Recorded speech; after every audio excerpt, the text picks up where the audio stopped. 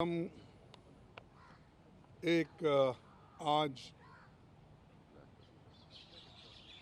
Black pepper against the government निकाल रहे हैं, क्योंकि वो हमेशा अपनी बात को पार्लियामेंट में जब रखते हैं तो बार बार अपनी कामयाबियों को सुनाते हैं और उनके फेल्यूर्स को छुपाते हैं। और जो हम उनके फेल्यूर्स के बारे में भी जब कहते हैं तब भी हमको उतना उसको महत्व नहीं दिया जाता है। तो इसलिए हमने सोचा कि एक ब्लैक पेपर इस सरकार के खिलाफ निकालना और लोगों को बताना, इस दृष्टि से आज हम ये आपके सामने रख रहे हैं। वो बाद में देंगे जो अपना ये है डिटेल्स, लेकिन उसमें मेन मुद्दे ये हो गए कि बेरोजगारी जो सबसे बड़ा मुद्दा है देश में, और इसकी बात कभी बीजेपी की सरकार नहीं करती, और न करने से आज वो हमेशा 10 साल की तुलना करने का सोचते हैं।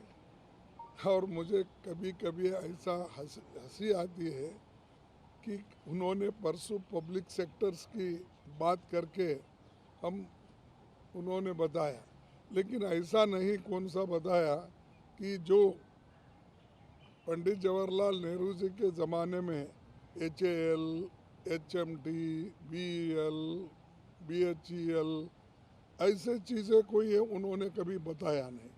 वो कौन से हैं उनके ज़माने में पब्लिक सेक्टर्स, कितने लोगों को एम्प्लॉयमेंट मिला, कितने लोगों को अच्छी नौकरी मिली, ये उन्होंने कभी नहीं बताया। और दूसरी बात ये तो रोजगारी की, एक देहात में भी रोजगारी कम हो रही क्योंकि ये नरेगा का पैसा वो रिलीज नहीं कर रहे, और हर स्टेट में डिस्क्रिमिनेशन हो रहा है।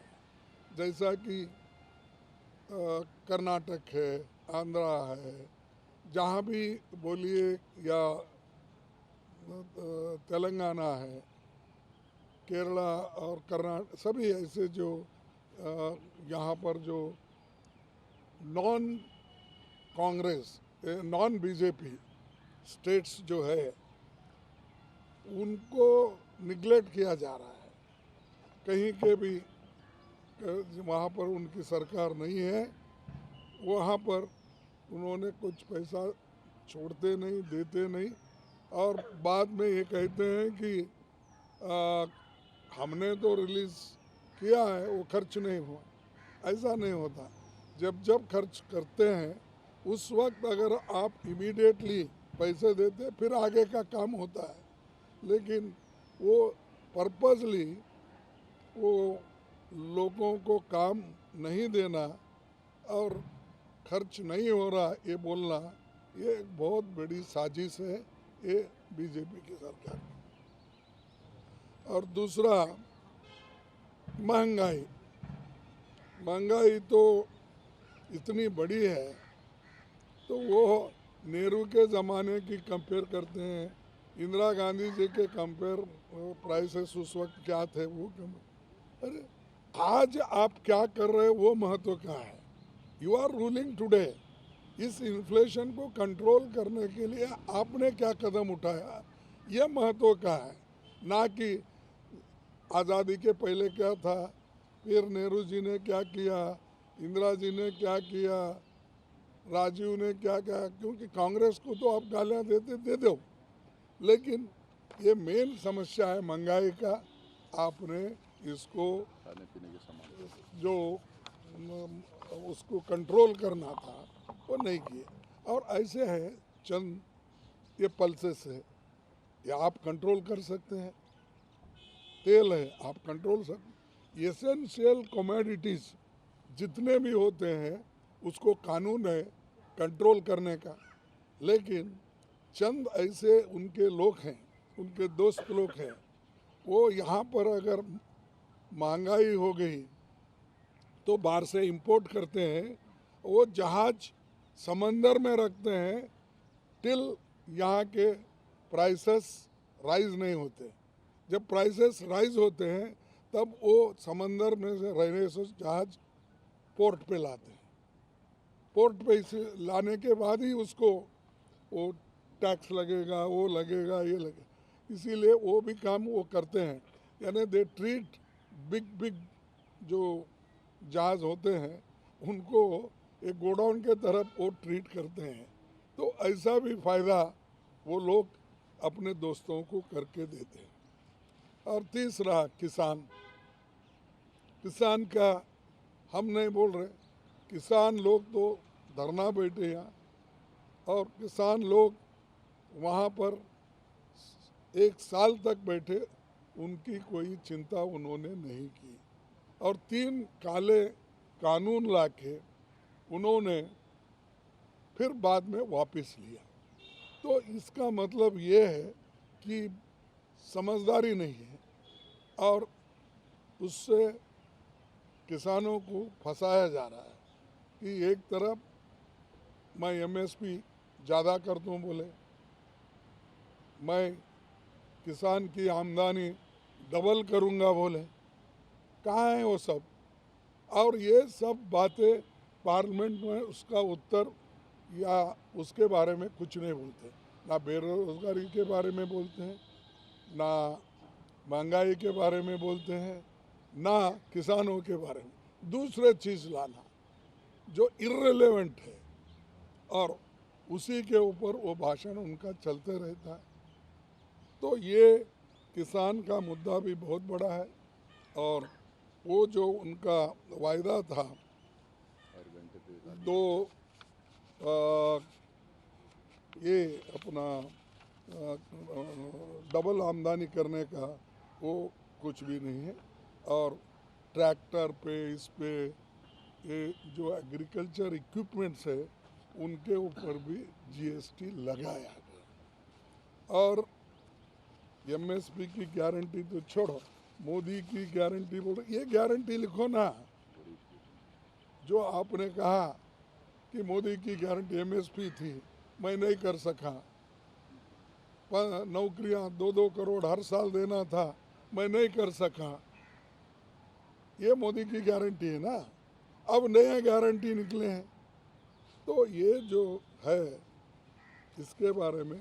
और सामाजिक न्याय, देखिए सामाजिक न्याय वो बहुत बोलते हैं, मैं president of India schedule caste को बनाया, मैं शेड्यूल ट्राइब को बनाया, मैं फलानों को बनाया। अरे ये इम्पोर्टेंट नहीं, ये तो बनते रहते, तुम्हारे पार्टी की एक पॉलिसी रहती, हमने भी बनाया। हमने तो ऐसे ऐसे नेताओं को शेड्यूल कास्ट के प्रेसिडेंट बनाया जो इंटरनेशनली फेमस थे। मैं ये नहीं कर रहा हूँ, कोई इनको क्रिटिसाइज नहीं कर रहा हूँ, मैं इनका भी महत्व मैं जानता हूँ, लेकिन अच्छे पढ़े लिखे लोगों को और अच्छे इंटरनेशनली फेमस जर्नलिस्ट थे, फिर एम्बेसडर थे, फिर वाइस प्रेसिडेंट बने, फिर उसके बाद में वो प्रेसिडेंट ऑफ इंडिया बने, वो शेड्यूल कास्ट थे। तो ये बातें उन्होंने वहाँ बोलना, बाबा साहब अम्बेडकर के बारे में हम फोटो लगाए, वो बोल, इससे देखो ये तो इमोशनल चीज़ें हैं, लेकिन आदमी को रोज़गार देना ये इम्पोर्टेंट है। इसकी बात आप करना चाहिए, इसके लिए हम बोलते। और सामाजिक न्याय उस वक्त मिलता है, हर चीज़ में आप लोग भागीदारी देना चाहिए। पब्लिक सेक्टर्स क्यों इंसिस्ट कर रहे हैं? पब्लिक सेक्टर्स अगर ज़्यादा बने, बड़े बड़े बने, तो उसमें एम्प्लॉयमेंट ज़्यादा मिलता है और SC ST OBC का वहाँ पर एक परसेंटेज जो मिलता है वो परमानेंट मिलता है। वो इधर उधर भागने की जो कॉन्ट्रैक्ट जॉब करना, डेली वेजेस करना, ये सब उसको स्थिरता नहीं देती और ख़ास करके उनको एक स्टेबिलिटी भी नहीं मिलती। तो इसीलिए हम चाहते थे कि पक्की नौकरी दो, गवर्नमेंट सर्वेंट में पक्की नौकरी दो, पब्लिक सेक्टर्स में दो, और अगर स्मॉल स्केल इंडस्ट्रीज उसमें इन्वॉल्व करना है तो उनको एस्टैब्लिश करके उनके हाथ में दो। जैसा आप करोड़ों रुपए बड़े बड़े कॉरपोरेट को देते हैं, थाउजेंड्स ऑफ क्रोर्स लोन देते हैं, क्यों नहीं इनको जितना उनके धंधे के लिए, उनके काम के लिए 5-10 करोड़ होना है तो देकर आप उनको एस्टैब्लिश करो। वो नहीं करते, वो नहीं बोलते। अपनी भाषा अच्छी है और हिंदी में सब कुछ बोल के हम निपटा लेंगे, तो उससे आर्थिक परिस्थिति भी बढ़ती नहीं, उसके इन्फ्लेशन भी कम नहीं होता, उससे एम्प्लॉयमेंट भी ज़्यादा नहीं होता।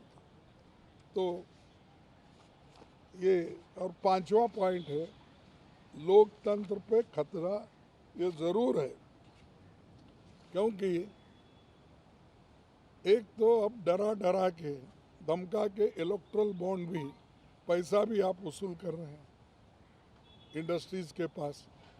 हमने नहीं पूछा, अभी तुमने चाबी फिराते हो पीछे, वो आगे आके देते हैं, वो सब छोड़ के हमने किसी को पूछा नहीं, किसी को तंग नहीं। तंग कैसा करते हैं? ED की नोटिस भेजना, CBI की नोटिस भेजना, CBC की भेजना, और किसी ऑफिसर भी अगर उनके सुनता नहीं तो विजिलेंस को उसको रिपोर्ट करा, ऐसा तंग करके अपने पास लेते हैं। और इलेक्ट्रल बॉन्ड का भी इन्होंने इतना, फिर इससे पहले 10 साल पहले अगर उनके आइडियोलॉजी पे ही है, फिर इतने पैसे क्यों नहीं जमा होते थे, अब क्यों जमा? सो ये इनडायरेक्टली हरासमेंट, प्रेशराइज करके आप इलेक्शन में पैसा ले रहे हैं, और ये पैसा डेमोक्रेसी को ख़त्म करने के लिए यूज़ कर रहे हैं। 411 MLAs को 10 साल में उन्होंने अपने तरफ लिया। अब मैं ये नहीं कहता कितना पैसा दे के खरीदे, क्या करे, वो नहीं, लेकिन आपको तो मालूम है कितने सरकारें हमारे इलेक्टेड थे, जैसा कि मध्य प्रदेश, कर्नाटक, मणिपुर, गोवा, उत्तराखंड, ये सब आप जानते हैं कैसे गिरे ये, कि उनको इसमें ये डेमोक्रेसी को ख़त्म करना उनका काम है। और जो लीडर बोलता है उसको एक थ्रेट, मेरे को परसों मोदी जी के भाषण में मैं कुछ भाषण किए तो मेरे को 4-5 कॉल्स आए, कोई ऐसी गंदी गालियाँ दिया, वैसी दिया। तो मैं यहाँ पर कहाँ पर हमने पुलिस स्टेशन में रजिस्टर करवाया है, जो केस है वो देखेंगे। इससे पहले भी तुगलक पुलिस स्टेशन में करवाया था, इससे पहले मैं वहाँ 2-4 महीने रहता था साउथ एवेन्यू में, वहाँ पर साउथ एवेन्यू पुलिस स्टेशन में करवाया, अपने बेंगलुरु में करवाया, सदाशिव नगर। कितना, क्यों? अरे आप बहस करो, आपकी बहस के ऊपर लोगों को कन्विंस करो। ऐसा लोगों को लगा के, डरा के हमको कमज़ोर करना चाहते हैं, तो हम कमज़ोर कांग्रेस वाले भी होने वाले नहीं, मैं भी होने वाला नहीं। मैं तो इतनी कठिनाई देख के, एक ही घर में मेरे बाप एक बच्चे थे, मैं एक बचा, दो ही मिलके अब 83 तक मैं आया हूँ एज, और 53 साल से मैं पॉलिटिक्स में हूँ। एक इलेक्शन भी मेरी गई नहीं थी, परसों एक छोड़ के। लेकिन मेरे को भी इनडायरेक्टली गालियाँ देना, डिफेम करना, सोशल मीडिया में डालना, ये कर रहे हैं, करने दो। उनका काम है कि अगर शेड्यूल कास्ट का वो जिसके पीछे कोई भी नहीं है, ऐसे आदमी को अगर वो डिफेम करना चाहते हैं, और 53 साल में एक कलंक नहीं है। मैं 20 साल वहाँ मिनिस्टर था, 10 साल यहाँ मिनिस्टर और 8 साल अपोजिशन लीडर, वहाँ भी अपोजिशन लीडर 18 साल था। तो कोई मेरे तरफ उंगली उठा के भी नहीं बोल। अब ये लोग डराने की कोशिश कर रहे, ठीक है, डराने दो, वो बाद में की बात है। हम देखेंगे कि हम सिंपत्ति नहीं चाहते, हम ऐसे हैं वैसे हैं। इसीलिए हम तो ये चाहते हैं कि जनता की भलाई के लिए इन्हों जो काम करना चाहिए वो काम नहीं हुआ, इसीलिए ये हमारा ब्लैक पेपर हम आपको प्रेजेंट कर रहे हैं। और दूसरा, हर ईडी सीबीआई ये लगाते हैं। देखिए हमारा क्या हुआ, उन्होंने झारखंड के सरकार को ख़त्म करने का सोचा, क्या हुआ, उल्टा हमारे को, जहां हमारे को 44 थे वो 48 हो गए। खैर एक आदमी बीमार था, प्रेजेंट 47 हो गए। क्यों करना ये एक्सपेरिमेंट? जब मजबूत सरकार है उसको गिराना, डराना, फिर उनको अलग रखना, ये चीज़ें वो करके आगे आना चाहते हैं। और कि हमको जनता का सपोर्ट है। जनता का सपोर्ट क्या है? अगर जनता का सपोर्ट होता तो पूरे देश में चीफ मिनिस्टर तुम्हारे ही होते थे। ये गिरा गिरा के चीफ मिनिस्टर नहीं बना सकते थे। और यहाँ से जो कांग्रेस वालों को अपने ले रहे हैं, लेकर जो सरकारें बना रहे हैं और उन्हीं से गालियाँ दिला रहे हैं। नेहरू जी को, इंदिरा जी को, सोनिया जी को, राहुल जी को, जो अपने पादयात्रा कर रहे हैं उन्होंने, और राहुल जी हर जगह जा रहे हैं, तो भी उसके ऊपर टीका। राजा, क्या राजा, क्या वह राज्यसभा में थे? कल बोले वो। और क्या उनकी क्या वहाँ गलती थी? अरे ठीक है भाई, तुम लोकसभा मेंबर है, उन्होंने बोलो, उन्होंने जब आते हैं। तो ये जो स्टैंडर्ड है, एक प्राइम मिनिस्टर स्टेट्समैन के जैसे अपना आगे का विजन देना, उन्होंने क्या किया वो बोलना, वो छोड़ के मैं और 5 साल आऊँगा, मैं वो करूँगा, ये करूँगा, ये तो बोल रहे हैं आप। लेकिन मेरा यही है कि पिछले आपके करतूत क्या है, आज के करतूत क्या है, इसमें हम सब दिए हैं।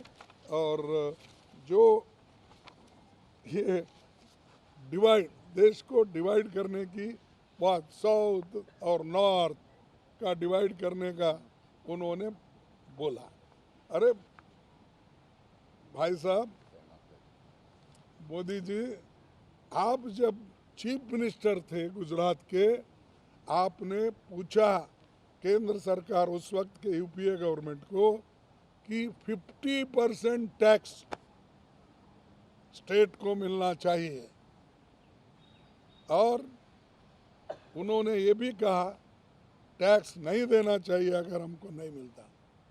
ये भी उदाहरण उन्होंने दिया, 48,600 करोड़ मैं टैक्स देता हूँ गुजरात, और मेरे को 2.5% वापस मिलता है। फिर ये डिवाइड की बात हो गई नहीं। ये लोग अगर दूसरे पार्टी के लोग बात कर रहे हैं तो आपने तो खुद बोला चीफ मिनिस्टर होके, और वही बात अगर दूसरा बोलता है वो देशद्रोही होता है, वो देश तोड़ने की बात करता है।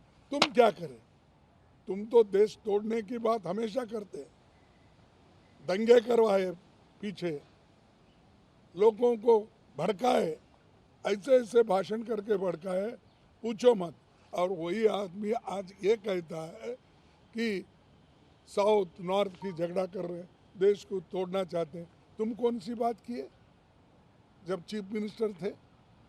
तो वो उनको देखना चाहिए। और गवर्नर तो ऐसे बने हैं कि स्टेट के डिक्टेटर्स, वो जो कहते हैं वही होना।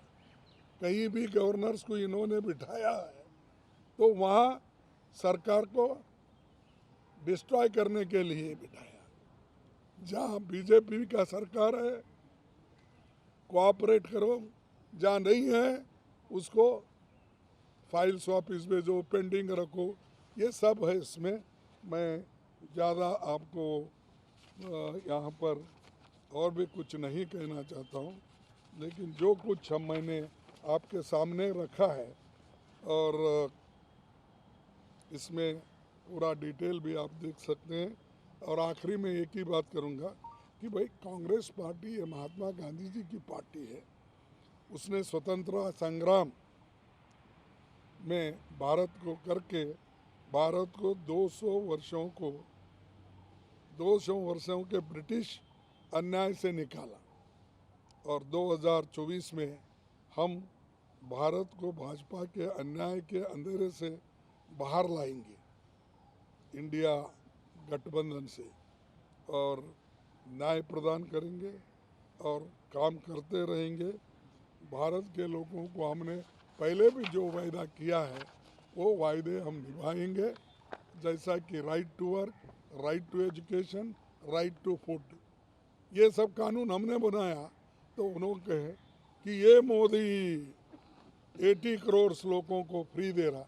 अरे भाई हम भी दे रहे थे, उसका रेट ही था 3 रुपये। उसके बाद हर स्टेट ने कहीं मुफ्त किया, कोई अलग किया, लेकिन इन्होंने इतने ज़ोर से बोलते हैं कि दूसरे समझे कि क्या सच बोल रहा है। लेकिन ये आंकड़े अगर आप देखेंगे, ये खर्चा अगर आप देखेंगे तो वो आपको मालूम होगा। धन्यवाद। नहीं टाइम हो गया जाने का। हाँ नहीं 2 मिनट नहीं, टाइम तो नहीं है, क्योंकि फिर मोदी साहब का भाषण शुरू होगा। नंबर 2 है। अब हाँ ऑलरेडी स्टार्ट हो गया। आज नहीं है नहीं साहब नंबर 2 स्पीकर हैं अभी। आज वो 56 लोग जो रिटायर हो गए, लोकसभा की रूलिंग पे सर कल चेयरपर्सन साहब ने आपने जो कहा था कि मेरे बयान को एक्सपंज किया गया, उसमें चेयरपर्सन साहब ने पूरा कोट किया कि आपने ये बोला कि आप तो आपकी बार 400 पार हो रहा है। उन्होंने कहा मैंने ऑडियो देखा, वीडियो देखा। ये देखो ये सब झूठ है। आगे देखिए व्यादान, यानी गड़बड़ करके मेरे शब्दों को उन्होंने उसमें आने ही नहीं दिया। और ये भी बोला है वो एक्सपंज किए सो बात जो है रिकॉर्ड पे नहीं जाना, वो उसके बारे में मैं कुछ नहीं बोलता बोले। तो ये जो है ये तोड़ मरोड़ के जो बोल रहे हैं, ये पर्पजली कर रहे हैं। मैंने तो 2 पेज कर एक्सपंज हुए सो दिया था, क्यों नहीं उसके ऊपर बोल रहे?